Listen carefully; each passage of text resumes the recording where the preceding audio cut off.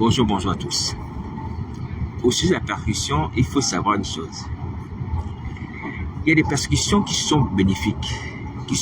Parce que lorsque nous sommes enfants de Dieu, on est persécutés. Le Seigneur Jésus va dire, heureux ceux qui sont persécutés pour la justice, car le royaume des cieux est à eux.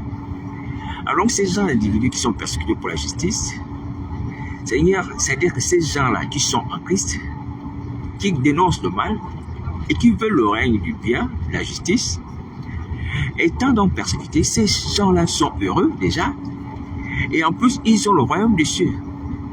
Ils ont le royaume des cieux en récompense. Donc ceux qui sont persécutés pour la justice, vous voyez, sont récompensés, ils ont le royaume des cieux. Il y a quelques temps sur Internet, et je l'ai encore constaté aujourd'hui, qu'il y a des gens parmi nous qui sont en train de s'offusquer du fait qu'il y a eu un documentaire dans l'émission Envoyé spécial qui était axé sur les évangéliques et qui certainement décrivait d'une manière plus ou moins négative le rôle des évangéliques en France. Je n'ai pas regardé le documentaire en question. Alors, j'aimerais nous dire, frères et sœurs, il faut qu'on arrête d'être hypocrite. Il faut qu'on arrête d'être hypocrite. Les dénonciations que même le monde fait à notre encontre, les dénonciations qui sont faites à notre encontre, généralement, elles sont vraies. Je dis généralement. Il peut y avoir l'extrapolation, il peut y avoir la haine, la jalousie, peu importe. Mais généralement, elles sont vraies. Je connais un homme de Dieu qui est pasteur aujourd'hui, qui ne se cache pas, qui est vraiment un ami de l'argent, quelqu'un de cupide. Et dans lequel cet homme a été l'objet d'un documentaire. On l'a parlé sur l'Assemblée. Et il ne se cache pas, il continue à demander l'argent. Il ne se cache pas. Il parle de Ferrari, des belles voitures comme ça. Vous voyez? C'est un soi-disant pasteur évangéliste, quelque chose comme ça. Il y a même une personne qui se plaint sur Internet, c'est en gros, dans cette assemblée, on m'a dépouillé de beaucoup d'argent. Vous voyez? Donc, quand les gens du monde font des documentaires sur nous, pour montrer notre cupidité, c'est vrai, il faut l'accepter et se taire. Et à la limite, c'est repentir. Au lieu de venir jouer les personnes et effaroucher, dire que non, on parle mal de nous, on dit du mal de nous. Non, on pêche. Et cela est connu du monde, on pêche. On n'est pas persécuté pour la justice, on est persécuté pour les péchés qu'on commet. On est persécuté pour les péchés qu'on commet et c'est justice. Le brigand sur la croix, il va dire à Jésus, il y a son collègue qui est en train de parler mal contre Jésus, il va dire, pour nous c'est justice. Si on le crucifie, c'est justice. On a fait du mal, on était des brigands, on l'a tué, on a volé. Mais lui, Jésus n'a rien fait, il n'a rien fait de mal. Pourquoi vous ne voulez pas reconnaître que vous êtes pécheur? Vous êtes pécheur, on est tous pécheurs. Pourquoi vous reconnaître les scandales qu'on fait? C'est connu du monde. Nous sommes des cupides, on aime l'argent. On est dans des scandales sexuels, c'est connu, c'est connu. Et si on fait des documentaires, vous allez dire à charge, moi je ne vais pas dire documentaire à charge, mais documentaire juste pour dénoncer les œuvres du diable. C'est tout à fait normal. C'est une façon de dénoncer aussi les œuvres du diable. Ouais. Pourquoi on voulait pécher et garder vos secrets et on ne doit pas les dénoncer? Parce que c'est la bouche des païens qu'on entend ça. Non, c'est tout à fait normal. Il faut qu'on soit dépouillé. Il faut qu'on soit exposé. Ou soit par les frères qui nous exhortent, ou soit par les chrétiens, des non-chrétiens, qui nous peignent comme nous sommes, qui nous peignent comme nous sommes. Comme ça, on va avoir honte. On va avoir honte. Envoyé spécial a mal parlé des églises, des hommes de Dieu. Oui, mais est-ce que ces choses n'étaient pas probantes? Il n'y avait pas de preuves là-dessus? Regardez notre comportement. Il faut arrêter. Le temps que je passe sur Internet en train de nous exhorter la repentance, c'est pour dire quoi? C'est pour dire que nous sommes bons, nous sommes justes, nous sommes dans la foi, non? C'est pas pour dire ça. C'est que le Seigneur dénonce en nous, effectivement, est réel, est vrai. Et si le monde le fait, c'est tout à fait normal. Et c'est une honte pour nous. Si le monde commence déjà à parler du mal des choses, du mal de l'Église, des choses qu'on fait, c'est une honte, une honte. C'est une honte. Alors donc, j'aimerais vraiment nous interpeller à la sagesse. À la sagesse au silence. Et chercher à avoir, comme Paul peut dire, une bonne attitude devant les gens qui nous entourent. Parce que nous sommes environnés d'une nuée de témoins. Avoir un bon témoignage. Et par les bonnes choses, pas par l'hypocrisie. Ouais? Parce que les gens ne se cachent pas d'être l'apôtre de l'argent, apôtre de la cupidité, de la manipulation, Quand ils font des documentaires, ils font des reportages, ils vont dans les églises, ils filment les choses qui sont réelles. Ce ne sont pas des inventions, il faut arrêter. Il faut arrêter, il faut se repentir, il faut se repentir.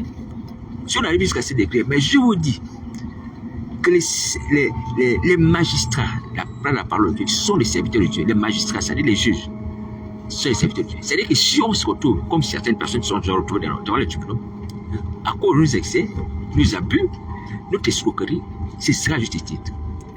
Et c'est totalement biblique.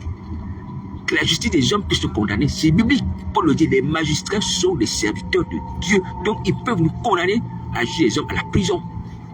Si vous ne voulez pas vous repentir, ça ira jusqu'à ces degrés. Et je prie que la société ici, parce que quand le Seigneur nous exhorte à la repentance, à changer d'attitude, nous on ne peut pas comprendre. Mais que le monde nous juge, et nous qu'on nous amène en prison. Nous qu'on nous amène en prison. Vous voyez? C'est honteux. C'est honteux. Et vous voulez défendre, oh non, on parle mal de nous, on dit mal de nous, et on ne nous aime pas, des choses comme ça. C'est faux. On ne nous aime pas, c'est vrai. Si on était comme les apôtres, du temps de Jésus.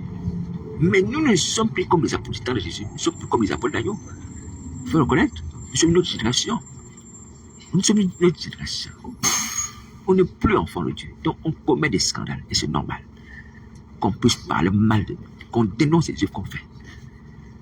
Voilà, donc il faut avoir la sagesse, il faut plutôt chercher à changer d'attitude et avoir un bon témoignage par des bonnes œuvres. Souvenez-vous de la parabole du figuier qui ne donnait pas de fruits. Dieu va dire au vigneron, coupe ses figuiers. Vous voyez, si Dieu dit au vigneron, coupe ses figuiers, ça veut dire que c'est un jugement. C'est la même manière que les gens du monde aussi nous jugent, comme les apostats, comme les fabulateurs, comme les menteurs. C'est le même jugement parce qu'on ne porte pas de bons fruits et on ne porte même pas de fruits. Voilà, donc il faut se repentir. Il faut changer notre image dans la société. Il faut changer notre image dans la société. Non seulement nous sommes des personnes qui profitons de la société, des fidèles, même de l'État, mais qu'est-ce qu'on apporte en retour à la société? Qu'est-ce qu'on apporte en retour à la société? Est-ce qu'on soutient les orphelins? Est-ce qu'on ouvre les associations pour venir en aide au SDF? Est-ce qu'on ouvre les lieux de prière où on héberge les gens quand il fait froid? Oui. On ne fait pas ça. Les œuvres sociales, on est absent. Ou si on fait, c'est juste une goutte d'eau dans la mer. Une goutte d'eau. Tout le reste des privilèges, c'est nous. C'est nous et les pasteurs. Oui. La société nous observe. Elle nous observe. Il faut être utile à la société. Il faut être utile à la société. Il faut être utile. Donc, voici la parole du Seigneur, il faut se repentir. Oui? C'est parti déjà aux yeux des hommes qu'on est mauvais, des mauvais ouvriers, des faux, des gens cupides qui aiment l'argent. C'est parti. Notre image est déjà salie. Mais, il y a encore l'espoir, il faut se repentir. Il y a un changement en nous. Paul, qui était un persécuteur, a été changé. Lorsqu'il s'est repenti, il a été changé. Les gens vont dire, mais ce n'est pas celui qui persécutait les chrétiens, ce n'est pas celui qui enfermait les gens, qui prononçait ce nom-là, qui est maintenant devenu apôtre. Il a été changé. Il faut changer. C'est possible de changer. Mais pour changer, il faut se repentir, accepter Christ comme maître et sauveur de sa vie. Est-ce que vous entendez? Ce n'est pas en cherchant à avoir des belles affiches, des belles vidéos et tout ça. Non, ce n'est pas ça le changement. Tout ça, c'est la fabulation, la poudre aux yeux. Il faut arrêter. Donc, voici la parole du Seigneur, il faut se repentir. Urgemment, tout le monde doit se repentir. Sinon, vous serez supprimés. Vous serez supprimés. Vous voyez, notre mauvaise image est déjà connue. Au milieu des païens, il faut se repentir. Urgemment. Ce n'est pas cela que Dieu a voulu, au travers de son Fils, lorsqu'il a implanté l'Église sur la terre. L'Église, c'est la lumière du monde. La lumière du monde. Elle doit éclairer. Elle doit conduire. Elle doit amener les gens à se référer, à s'inspirer. Ouais. C'est la colonne de la vérité, l'Église. Ouais. Maintenant, on a perverti l'Église. Nous sommes pervertis. Donc, il faut accepter de se repentir et de changer de vie. Repentez-vous, convertissez-vous, devenez des enfants de lumière. Et vous allez luire comme l'Église de Jésus Nazareth. Sinon, vous serez supprimés. Bon courage.